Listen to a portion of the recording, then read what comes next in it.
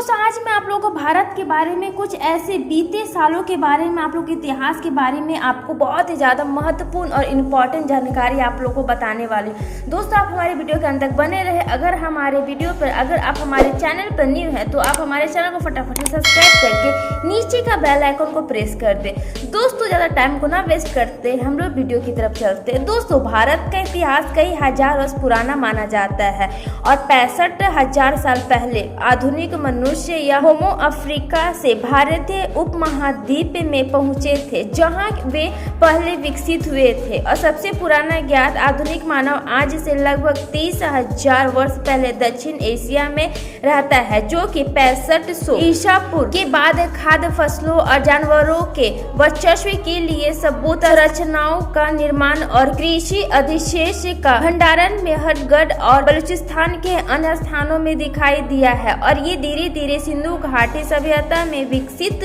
हुई है। दक्षिण एशिया में पहली शहरी संस्कृति जो कि अब पाकिस्तान और पश्चिमी भारत में दृष्टि से महत्वपूर्ण स्थान है, जहां पर नवपाषाण युग 7000 ईसा पूर्व से 2500 ईसा पूर्व के बहुत से अवशेष मिले हैं और सिंधु घाटी सभ्यता जिसका आरंभ कल लगभग 3300 ईसा पूर्व से माना जाता है और प्राचीन मिस्र और सुमेर सभ्यता के साथ विश्व के प्राचीनतम सभ्यता में से एक है। इस सभ्यता की लिपि अब तक सफलतापूर्वक पढ़ी नहीं जा सकती है, लेकिन सिंधु घाटी सभ्यता वर्तमान पाकिस्तान और उससे सटे भारतीय प्रदेशों में फैली हुई थी और पुरातत्व प्रमाणों के आधार पर 900 ईसा पूर्व के आसपास इस सभ्यता का आकस्मिक पतन हो गया था। और दोस्तों आपको बता दें कि 19वीं शताब्दी के पश्चात वेदांतों के प्रचलित दृष्टिकोण के अनुसार आर्य का एक वर्ग भारत उपमहाद्वीप की सीमाओं पर 2000 ईसा पूर्व के आसपास पहुंचा है और पहले पंजाब में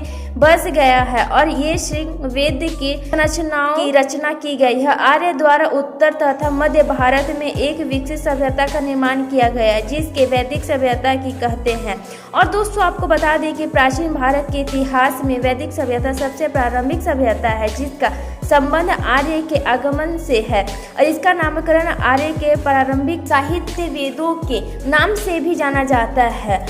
आर्य की भाषा सांस्कृतिक थी और धर्म वैदिक धर्म या सल्तनत धर्म के नाम से प्रसिद्ध था और बाद में वैदिक आक्रमणकारियों द्वारा इस धर्म का नाम हिंदू पड़ गया। दोस्तों आपको वैदिक सभ्यता के सरस्वती नदी के तटीय क्षेत्रों के बारे में आप लोगों को बता दें कि आधुनिक भारत का पंजाब भारत और हरियाणा राज्य आते हैं, जो कि विकसित हुई है। आमतौर पर अधिकतर वेदांत वैदिक सभ्यता का काल 2000 ईसा पूर्व से 600 ईसा पूर्व के बीच में माने जाते हैं, परंतु नए पुरातन उत्खननों से मिले अवशेष में वैदिक सभ्यता से संबंधित कई अवशेष मिले हैं, जिसके बाद आधुनिक विद्वान यह मानने लगे हैं कि वैदिक सभ्यता भारत में ही शुरू हुई थी। आर्य भारत मूल के ही ये और ऋग्वेद का रचना काल 3000 ईसा रहा होगा, क्योंकि आर्य के भारत में आने का ना तो कोई पुरातत्व उत्खननों का आधारित माना जाता है और न ही डीएनए के अनुसंधानों से कोई भी प्रमाण ऐसा मिला है कि हाल ही में भारतीय पुरातत्व परिषद द्वारा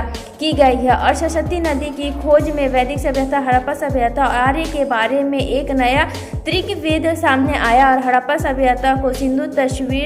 सरस्वती सभ्यता नाम दिया गया, क्योंकि हड़प्पा सभ्यता का 2600 बस्तियों में से एक वर्तमान पाकिस्तान में सिंधु तट के मात्र 265 बस्तियां थी, जबकि शेष अधिकांश बस्तियां सरस्वती नदी के तट पर मिलती है। और सरस्वती एक विशाल नदी है, पहाड़ों को तोड़ती हुई निकलती है और मैदानों से होती हुई समुद्र में जाकर विलीन हो जाती है। इसका वर्ण ऋग्वेद के बार बार आता है। यह आज से 4000 साल पूर्व भूमि बदलाव की वजह से ही सूख गई है। तो दोस्तों आपको इतिहास के बारे में जानना कैसा लगा, आप हमें कमेंट चैट में जरूर बताओ और इसी तरह की इन्फॉर्मेटिव वीडियो पाने के लिए हमारे चैनल को लाइक सब्सक्राइब शेयर जरूर करें। मिलते हैं